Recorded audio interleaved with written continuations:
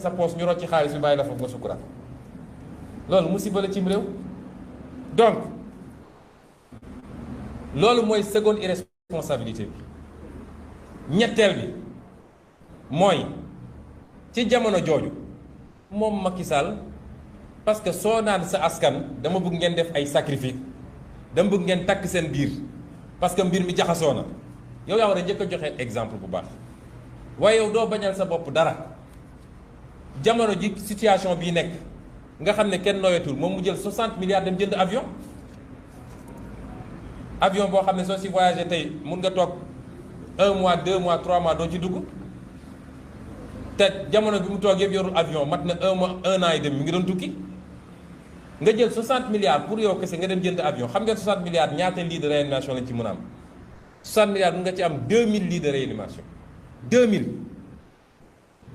lits de réanimation daanaka tey su ñu amoon 500 lits de réanimation rek coow lu du demee nii parce que ku am problème bi rek mun nga am tout de suite prise en charge ku ci am cas grave rek mun nga ko am 500 lits de réanimation rek suñu ko amoon nga ne tey 59 lits de réanimation la ñu am 40 yaa ngi Dakar 19 yi ci des dañu séddale ci dëkk ci kii bi te yu ci bëri ce n'est pas opérationnel ça c'est un crime contre le peuple sénégalais li ñuy def c'est un crime non assistance à un peuple en danger exposition d'un peuple ba pare ci jamono jooju yow yaa ngi ko ndaandaat ak noos lii mooy jëfinu Macky Sall jamono joo xam ne ñi ngi wax feebar bi lëmbe na àdduna ngay wër di yelwaan même tubaab yi muy wër di yelwaan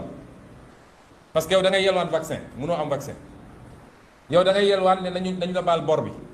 ki nga naan baal ma bor bi su la gisee ngay dem jënd avion 60 milliards dina ne kii daf may fontu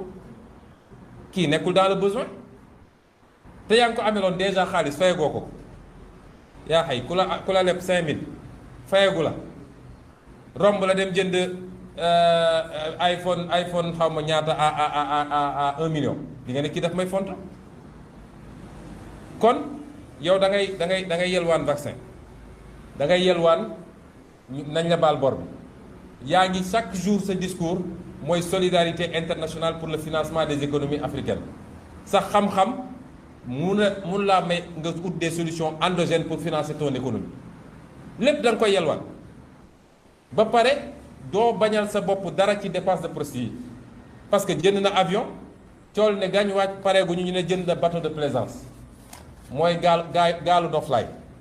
du gaal bu ñuy jël di dem noppi wala yooyu waaye gaal goo xam ne su sonnee ba sonn daal dugg ci ñu dawal wër gore mu noyyi eeru géej gi daal di dellu si ñi naan 3 milliards ñi naan 6 milliards ci jamono jooju nga jël suñu xaalisu réew jël ci ay millions wala ay milliards yépp Sénégalais yi mel ni ay xar naan maa ngi leen di yóbbu Kaffrine maa ngi leen di yóbbu Fouta loolu mooy irresponsabilité Macky Sall li mu def c'est un crime contre le peuple sénégalais irresponsabilité incompétence ak déni la boole moo tax man dama ne wax naa ko depuis longtemps bu ñëw rek day yokk ci bi fi newoon Macky Sall n'est pas légitime à diriger ce pays parce que su doon dafa yem ci incompétent rek ñu ne garaaw mënul waaye bu ci boolee nag froideur ñàkk a yéeg sénégalais yi ñàkk a weeg sénégalais yi boobu problème bi day gën a garaaw ba tax nag lii lépp ñu wax nii da nga ciy boole yeneen ak yeneen yu wane ni Macky Sall moom mbirum Covid bi mosu koo intéressé parce que bu leen fàtte ne ci jamono bi sénégalais yi jaaxle ñu tiital leen ba kenn ñemeetul ne leen kenn amatul génn au-delà de 19 heures kenn amatul génn te takkoo masque te loolu yépp di woon mesure yoo xam ne lu ñu mën a dégg la tëj jàkka tëj église tëj ci jamono jooju moom mi ngi signé ay décret signé na fi décret honoraria joxe ay xaalis yoo xam ne ay politiciens kese ñu séddoo jamono jooju la ñu am les rapports OFNAC ak keneen yu gën a scandaleux ci ni ñuy rendalee xaalisu réew mi jamono jooju la ñu am rapport bi nga xam ne génn na ci distribution aide alimentaire bi jamono jooju la ñu am ay complot yi préparé contre des opposants ba mu àndi fi li mu fi àndi ci réew mi jamono jooju la ñu am sénégalais yi jaaxle nañu tiit nañu nelawatuñu ñoom politiciens yi li leen intéressé mooy mburu ak soow. C'est-à-dire même seen façon de parler mi ngi renvoyer à la jouissance noos mburu ak soow poñse ay wax yu ñàkk fayda te bañ koy def dañ ñëwoon xeex Covid moo tax tey Covid daa ngi ne tàkkarnaase anañu kii gisuñu ko kii ñemewul wax mburu ak soow mooy séddoo xaalisu réew mi. ci jamono jooju la ñu gis mu voté fi ay loi yoo xam ne ñëpp xam nañ ci mu jëm loi ne Sénégalais yi léegi ku ne mais terroriste nga daal di modifier code électoral bi pour gën a mun a xañ ay Sénégalais seeni àq pour ñu mun a taxaw jàmmarloog moom. kon responsabilité Macky Sall dafa rëy sañ naa sax ni il est le seul et unique responsable de ce qui se passe dans ce pays. moo tax bu ko kenn essayé absoudre may wax sama grand frère sama xarit docteur Seydi su ñuy wax ni Macky moo responsable lii moo tax la gestion politique catastrophique de cette crise. Personnel médical bi c'est pas la gestion médicale et technique ngàcce gaalaama suñu personnel médical kenn mënu leen fay liggéey bi métti na risques yi bëri na waaye accompagnement minimal bi ñu waroon am amuñu ko te ñoom ñëpp xam nañ ko. ku ci wéet ak boppam wax ko koo ci wéetal mu wax la ko kon ñun nekkuñu ci politique politicienne ba tax nag lii daf ñu àndi ci constat bi ñu wax mooy situation bi mbokki Sénégal situation bu garaaw la du situation bu tuuti état bi démissionné na état bi lajj na état bi wane na cuuneem. waaye ndax dafa war a tax ñun ñëpp ñu démissionné déedéet parce que du état bi la bakkanam di rot waaye ñun ñii sénégalais di suñu bakkan di rot bu kenn nga la waay weddeeti feebar bi parce que kenn ku ne ci ñun am nga ku la jege ku mu dal kenn ku ne am nga ku mu jege ku bakkanam rot man mii de semaine passée bële rek am nañ ci ñaar ci suñu biir parti te kenn ku ne am nga ko. kon buñ ko sàgganee buñ ko néewal parce que feebar bu am la te day reye te anam gi muy reye moo métti ndax di ñàkk ngelaw goo noyyee sa poumon di wër ngelaw goo noyyee ngay suffoqué ba jaare noonu dem loolu dafa métti kon dama lancer un appel à tous les Sénégalais bu ñu topp irresponsabilité état bi su état bi irresponsable nous le peuple nañu responsable te responsabilité boobu fa may jaar mooy njëlbeen bi ma njëkk a jaale famille yi nga xam ne ñàkk nañ ci ay nit ndax métti na trop massawu ñi mu dal te ñu nekk tey ci ay situation yu métti ci hôpitaux yi waaye du ma yem ci wax li nga xam ne mooy responsabilité Macky du ma yem ci wax lan mooy lajju nguur gi su dee mënuma cee boole ay proposition parce que dama leen wax ci njëlbéen ba ni li ma fas yéene waxtaan ak Sénégalais yi mooy tey man su doon maay président de la République naka laay gérer situation bi ñuy dund li yàqu na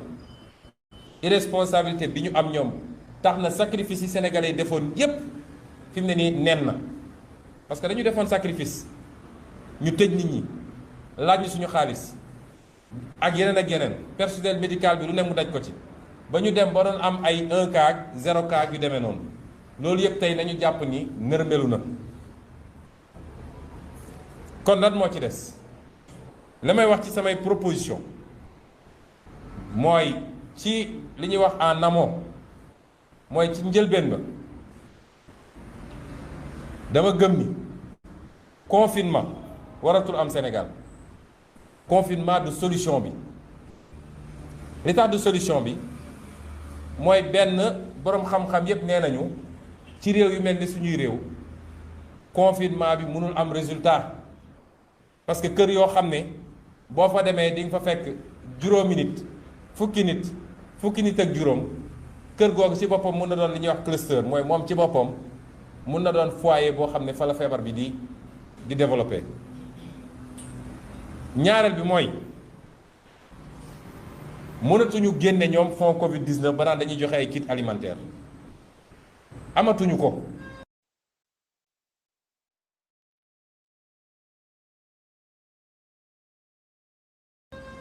pasar nañu xaalis bi te leb naa leb ba kenn bëggatu ko lebal dernier euro bon bi mu dem lebi dafa plafonné léegi capacité am te àdduna bi nag ne Sénégal di xam ni réew boo xool tey moo la gën a soxla boppam ndax ñoom ñëpp ñi ngi xeex ak feebar di génne ay milliards d'euros ou de dollars pour jënd vaccin bi di def di jàkkaarloog crise économique boole koog ay catastrophe naturelle ca barki démb rek Allemagne di glissement de terrain yi amee nee nañu il faut 5 milliards d'euros pour Allemagne reconstruire kër yi fa yàqu kon réew yooyu tey dal nañu leneen lu dul di jox ay nit xaalis ñuy jëndi avion te lii bokk na ci jàngat yi ñu ci war a am mooy lajj gi ñu lajj ci wàllu économie parce que ci wàllu économie soo mënul créer li ñuy wax économie endogène mooy fexe ba li ëpp ci li ngay soxla nga produire ko sa réew su choc exogène ñëwee mooy su problème amee ci àdduna comme yow da ngay jéggaani lépp yow yaa koy gën a yëg ñeneen ñi tey Sénégal 80% li ñuy consommer dañ koy jéggaani 63% notre économie secteur tertiaire la secteur tertiaire du moom mooy supporter choc endogène exogène c'est-à-dire secteur tertiaire mooy téléphonie Sonatel Expresso et cetera wala banque yeeg assurance yi wala yu demee noonu loolu du mooy supporter choc exogène nga am mbay mu dëgër am càmm gu dëgër am napp bu dëgër am artisanat bu dëgër am ay industrie yuy transformé loolu moo lay permettre nga supporter choc yooyu te loolu dañ koo lajj Sénégal ba nga xam ne tey yelwaan rek la ñu mën a def ñetteel bi tax mënuñoo confiner waat nit ñi mooy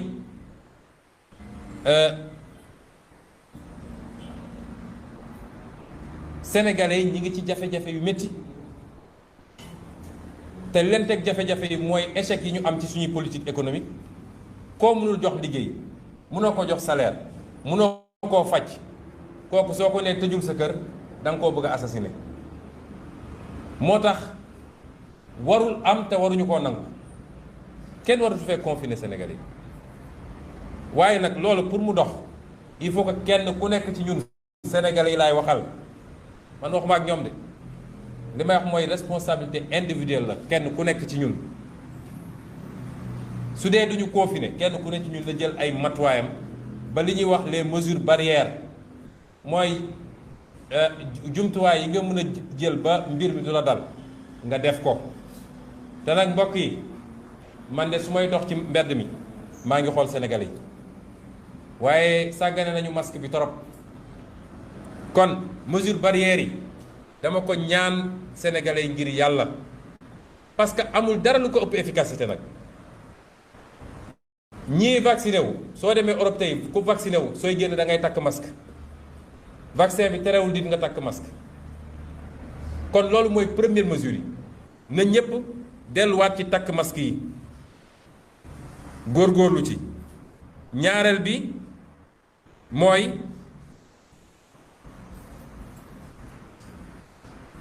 li nga xam ne mooy distance yi ñu war a am suñu diggante nañ ci gën a góorgóorlu it ñetteel bi mooy ndaje bu dul ndaje bu obligatoire nañ ko moyetu ndaje bu dul ndaje bu obligatoire nañ ko moyetu su ma nee obligatoire mooy ndaje bu dul farata nañ ko moyetu farata nag day varier selon les contextes parce que su dee diine ci boppam moo la ne dem julli ci jumaa farata la waaye bu ñu demee ba ab feebar boo xam ne mun na wàll nit ki ci jumaa bi wala ñu nekk guerre ba soo fa demee ñu rey la ñu ne la mën ngaa julli sa kër kooku farata gi teggi nañ ko kon ñun ñoo war a jël suñu responsabilité xam ni mën nañu gañe virus bi gañe nañ ko benn yoon gañe ko ñaari yoon fa ñu jaaroon ba gañe ko benn yoon ñaari yoon suñu fa jaaraatee gañe ko donc bu ñu ne lii daal ay wax rek la ku nekk bàyyeeku nañu respecter mesure distanciation yi nañ ko respecter ñun de ci li ñu concerné li nga xam ne lu ma waroon def la man te Sénégal yëpp doon ko xaar muy nemmeeku tour bi ma waroon yóbbu ma wër Sénégal yëpp suspendre naa ko ba jëmmi jamono ba situation bi gën koo permettre parce que politique mooy suñu option waaye dafa am jamono joo ko mën a def ak jamono joo ko mënut a def wala jamono joo ko mën a defee noonu ak jamono yoo xam neneen nga koy defee kon loolu benn la. ñaareel bi mooy ci hôpitaux yi comme amaguñu jumtukaay yi ñu war a am yépp il faut que ñu réorganiser. proposition bi may def foofu mooy lépp li nga xam ne du lu jàmp ci wàllu chirurgie mooy opération yi ak yi nga xam ne ay hospitalisation programmée la te jàmpul yooyu yëpp nañ ko suspendre lal yooyu nga xam ne moom la ñu waroon occuper ñu transformer ko def ko ay lal yoo xam ne day mun a dalal ay nit yoo xam ne dañoo am jàngoro ji. ñetteel bi mooy médecins yi ñoom docteur Cissé mii ma koy gërëm ndax dañ cee liggéey lu bëri mooy yor suñu commission santé mu liggéey ci médecins yu bëri ak ñeneen ñi ma liggéeyal ba ñu nekk bitim réew ma leen it gërëm fi ci collaboration bi. waaye médecins yi ak personnel de santé bi ñu former leen ci nu ñuy gérer nu ñuy toppatooyee les cas simples parce que souvent dañuy concentré wu trop ci cas grave yi. cas simple yi ñu xaw leen a sàggane ñi nekk ci kër yi ñii di tëdd ci couloir yi cas simple yu bëri mooy mujj nag ci sàggane bi ñu ko sàggane mooy mujj nekk cas grave. ñetteel bi mooy saalu réveil yi nga xam ne ci bloc opératoire yi ak centre de réanimation yi ñu mettre ko à la disposition gestion Covid bi ñi nga xam ne ñooy médecin anesthésiste ak réanimateurs yi mun na nekk foofu toppatoo les cas graves. ñeenteel bi mooy ñu approvisionner réew mi en oxygène. mbokk yi gàcce la ñu ne 21e siècle Sénégal dafa am problème oxygène ñuy génn di weddi waaye lu am la Sénégal dafa am problème oxygène kon nañu approvisionner réew mi oxygène bu doy te ñu fexe ba oxygène bi bu mu manqueeti. juróomeel bi mooy ñu yokk lit de réanimation yi nañ ko yokkaat bu baax a baax moo xam fu muy jërijee xaalis bi nag loolu day suñu juróom-benneelu proposition mooy comme dañoo soxla xaalis yàq ba tey fu ñu jëlee xaalis dina leen të mooy lii nga xam ne institution yu amul benn njëriñ la ci réew mi benn njëriñ conseil économique social HCCT ak xawma yan nañ leen supprimer jël xaalis boobu jëndee ko ay lits de réanimation parce que amu fi njëriñ. kan fii ci salle bi moom mun a wax ban njëriñ la institution yooyu am kan moo mës a lire seen benn rapport kan amu fi njëriñ. juróom-benneel bi mooy ñu gën a développer test rapide yi fexe ba mu accessible parce que du yoon ab sénégalais yéeg dara ci yaramam njort ni lii la nga dem def test te xam nañ ni variant bi dafay développer rapidement ci dernier jour yi. ñu naan la xaaral ñeenti fan juróomi fan pour nga jot résultat test bi loolu du yoon. ñaareel bi mooy masque yi ñuy takk foo romb ci mbedd mi gis ay masque ma ci interpeller nguur gi il faut ñu teg benn système de collecte et de recyclage de ces masques parce que masques yi li gars yi xamul mooy c'est pas biodégradable mooy du gaaw a yàqu ci suuf si. masque boo ci gis il faut 400 ans pour mu dégrader wu moom mbuus yee yem parce que matière bi ci nekk comme am na tey ay société ay entreprises yoo xam ne loolu la ñuy liggéey il faut que ñu def benn système bu ñuy collecter masque yooyu pour gérer notre environnement parce que dafa am solo. loolu yëpp tam ñu boole ci su dee njort nañu ni bëri na am ñoo xam ne ñi ngi ñàkk seen bakkan ci biir kër yi te demuñu hôpital. ñuy laam-laamee na moom la wala du moom parce que ki nga xam ne dafa dem def test ñu ne ko corona la mu dem hôpital ñu faj ko sottiwul mu jaar fa faatu kooku dafa am benn protocole sanitaire bu ñuy def service d'hygiène ñu désinfecté corps bi et cetera doog ko dem yéet ay mbokkam waaye ki dee ci kër ga te xamuñu ndax moom la wala déet te nee nañu virus bi ki nga xam ne ñàkk na bakkanam ba pare ci yaramam la gën a am doole que ki nga xam ne mu ngi dund. kon su dee loolu am na bu dee am na ñoo xam ne mbir maa ngi leen di rey seen kër te ñu nekk en contact ak seen waa kër nekk en contact ak ñi leen di suuri ñi leen di sang kon ñaata nit la virus bi mun a contacter. kon tous les cas suspects dañu war a def prélèvement ak analyse balaa ñu koy yóbbu naan dañuy suuli su ko mënul nekk nañ def protocole sanitaire obligatoire. man de dem naa keroog ci benn dëj waaye bi ma gisee ñu teg kees bi nit ñi génne dugal suul te ñu ngi doon laam-laame naan moom la wala du moom sama xel tey na te loolu tam dañ ci war a jël ay matuwaay. mu des nag fi may daanele la jëm ci ñàkku bi muy vaccin bi faaw ñu wax ci ndax it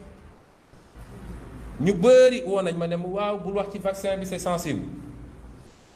homme politique lu xew ci réew mi te war a concerner waa réew mi yépp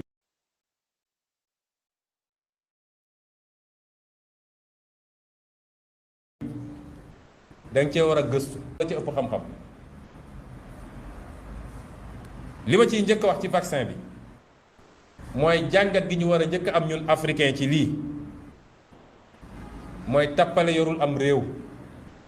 seetlu leen ni àdduna bi yépp continent yépp produit nañ vaccin ba mu des Afrique. Asie produire na vaccin ndax Chine am na vaccin, Inde am na vaccin, Europe produire na ay vaccin, Amérique produire na ay vaccin,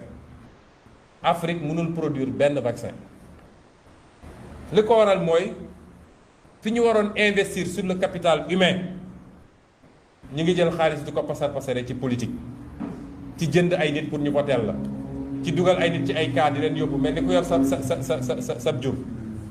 xaalis bi ñu waroon dugal ci njàng mi pour am ay scientifique yu taxaw, gannaaw bu ñu ko amee ñu créer ay cadre pour ñu mën a def recherche fondamentale, recherche développement, xaalis boobu la ñuy pasare. moo tax sénégalais il faut ñu yeewu. ñu doon dugg ci kaar yi ñu leen di yóbbu Fuuta ak di leen yóbbu Kaffrine nañu xam ni xaalis bi leen waroon faj, xaalis bi leen waroon a jox liggéey seen doom, xaalis bi leen waroon tabaxal ay tali, xaalis boobu rek la ñuy jël di leen dugal di leen yóbbu. perte buy am yéen rek a ci perte, ñoom perte ñu ci dara ndax jógewul seen poche. ngir yàlla na sénégalais yeewu benn yoon. réew caaxaan du ko defar, waaye caaxaan gi du rek caaxaanu homme politique yi, dafa am lenn ci askan yi ñu leen topp ci loolu. mooy premier jàngat bi. ñaareel bi mooy il faut ñu accepter débat di am, parce que réew mi dafa am lu fi am loo xam ne man kenn duma ko mën a opposé. mooy su dara amee rek ñu ne ñoom ñii lañu bëgg ñëpp xalaatee,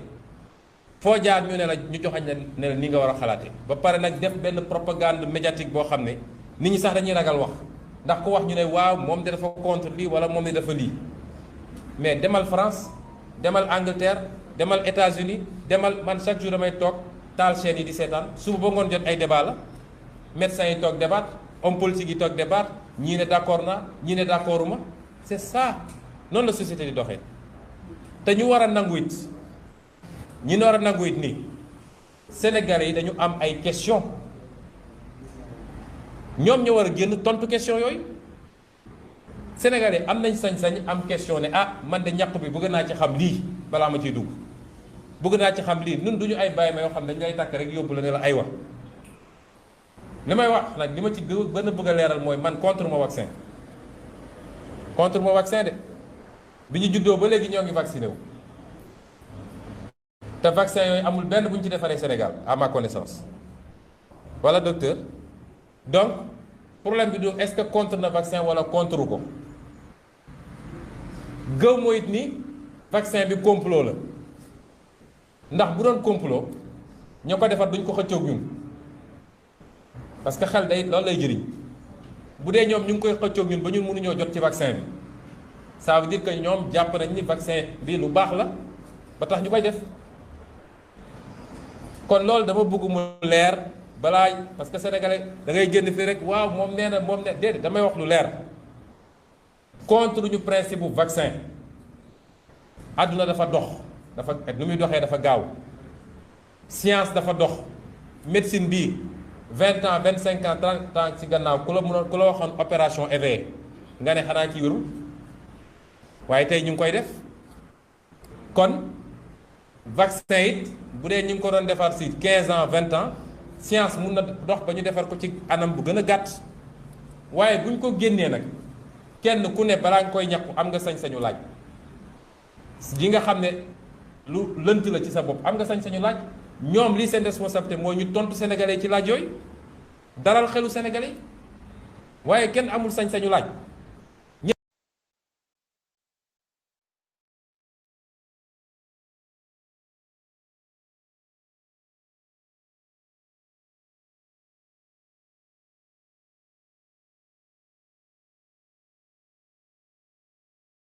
ñëpp nañu def couvert la lay couvrir parce que su dee décideur politique nga boo waree engager sa peuple ci dara war nga xam ni lii à court moyen et long terme lan la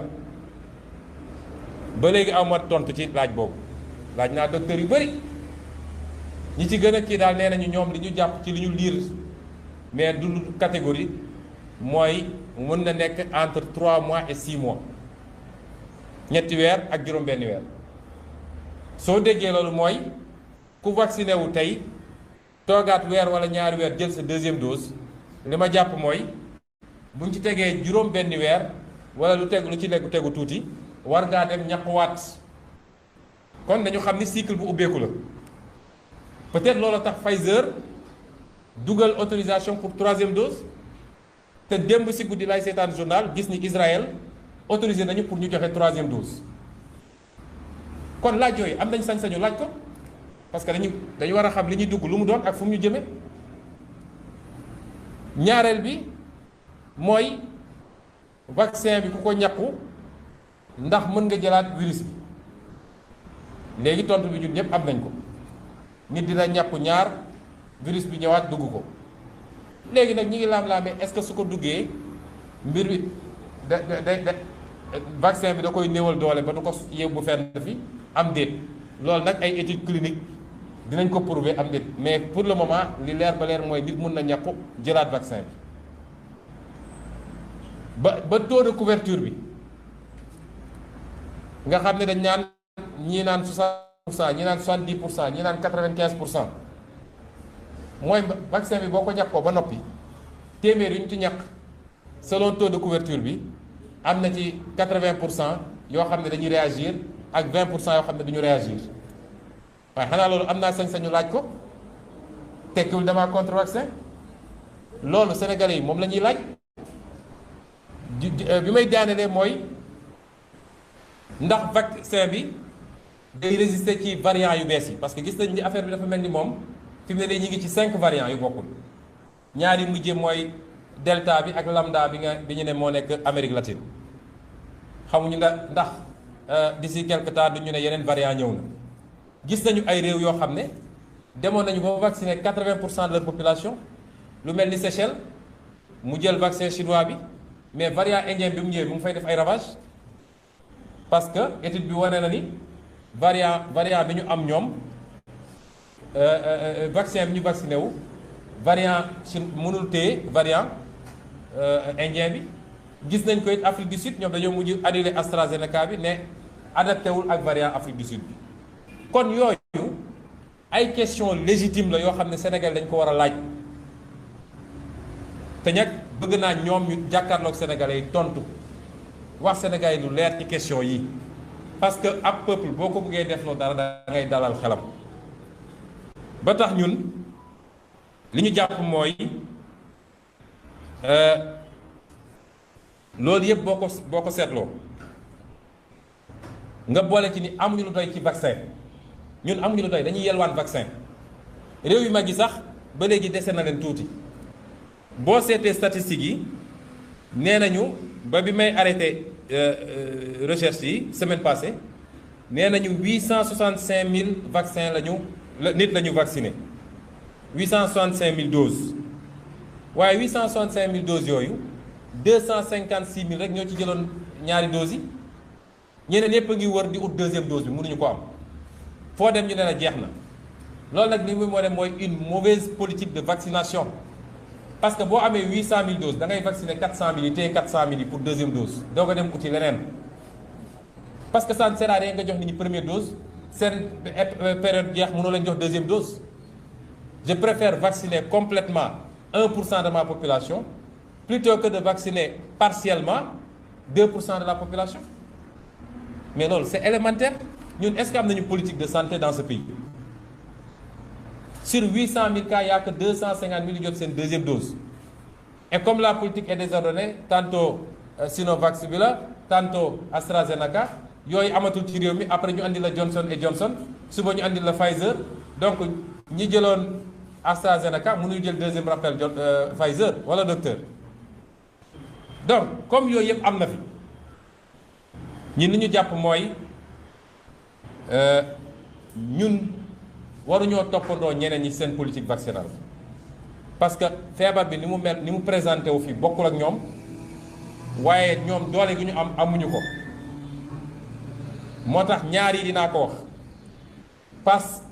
que waruñoo forcer nit ñi vaccin bi waruñu forcer benn sénégalais vaccin bi ni ñuy forcer vaccin bi nag ñaari anam la mun nañ ko forcer indirectement mooy li ñuy wax passe sanitaire mooy dañ naan ku mu neex nga vacciné wu ku mu neex du vacciné wu waaye ku vacciné wul dootoo dugg ci car ku vacciné wul dootoo dugg ci restaurant ku vacciné wul dootoo dugg ci bureau administration ku vacciné wul dootoo dugg ci jàkka xam nga loolu mooy forcé di nga vacciné wu ñaareel bi mooy ñu ne nag léegi c'est obligatoire ku vacciné wul sax dinañ la tëjoo dinañ la condamné wala di nga fay ay amende loolu warul am Sénégal waruñu koo nangu d'ailleurs mënuñu ko ndax ku amul vaccin mënoo ko def kenn ñaareel bi mooy comme vaccin bi lañ ci am dafa néew nañ ko jagleel dans un premier temps li ñuy wax les personnes vulnérables mooy mag ñi am 65 ans jëm kaw ñooñu nañ leen jagleel vaccin bi en priorité ñooñu pareeguloo leen vacciné nga ne léegi 18 ans yi ngay ciblé lan mooy c'est quoi le projet finalement ndax ngeen ministre de la santé keroog bi mu demee di jëli vaccin Johnson bi nee na affaire bi dañ koy ubbi 18 ans yow mag ñi vacciné gu leen te ñoom ñëpp wane nañ ni 99% taux de mortalité li ci mag ñi la ñi mu mën a rey ci ndaw ñi li ci ëpp 99% yi mooy ñi nga xam ne dañoo amoon yeneen jàngoro yu métti lu mel ni diabète yooyu ñuy pikiiru wala obésité yu ëpp yi wala donc balaa ngay xool ndaw ñi na nga njëkk a vacciner mag ñi sécuriser leen parce que xale yi ils sont immunisés à 99% wala plus loolu xel war na ko mën a nangu lii mooy yi nga xam ne lu ñuy yedd nit ñi la waaye di daaneel ci insister waat une fois insister ci ndaw ñi ngir yàlla nañu takk max yi nañu jël les mesures barrières parce que même suñu vacciner mag ñi ak ndaw ñi nga xam ne dañoo am facteur de comorbidité mooy dañu am yeneen jàngoro suñu leen ñàkkoon ba noppi te nit ñi nekk jëluñu mesure barrière ba di dugalaat mbir mi ci kër yi même avec le vaccin mag ñi mun nañ ko jëlaat te ku ci amoon yeneen jàngoro mun na la faat kon nañu gën a góorgóorlu ci yooyu lii mooy li ñu bëggoon waxtaan ak yéen mbokk yi ñu ngi leen di gërëm di leen sant te di leen wax ni waxtaan bi ci olof rek laa ko fas yéene woon def ndax léeg-léeg boo bëggee def ci wolof def ci français dina gudd te jàpp nañ ni suñu waxee ci wolof ñi ci war a jot ñëpp nañ ci jot ñu ngi leen di gërëm di leen sant asalaamaaleykum